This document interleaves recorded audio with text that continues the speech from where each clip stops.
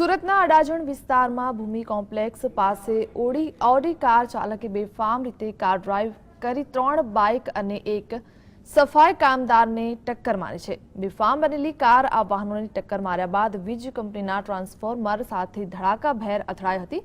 Hit and રનની આ ઘટનામાં ઘવાયેલા bike સવારોને હોસ્પિટલમાં ખસેડવામાં આવ્યા છે। હિટ એન્ડ રનની આ ઘટના બાદ ઓડી કાર ચાલક ઘટના સ્થળેથી ફરાર થઈ ગયો છે। તપાસ કરતા કારમાંથી લાયસન્સ મળી આવ્યું છે, જેના આધારે પોલીસે તપાસ હાથ ધરી છે। આજરોજ ઓડી ફોર વ્હીલર વાહન GJ5JX 8384 નંબરના વાહનથી ચારેક ઈસમોને ટક્કર મારી અકસ્માતનો બનાવ બનેલ છે।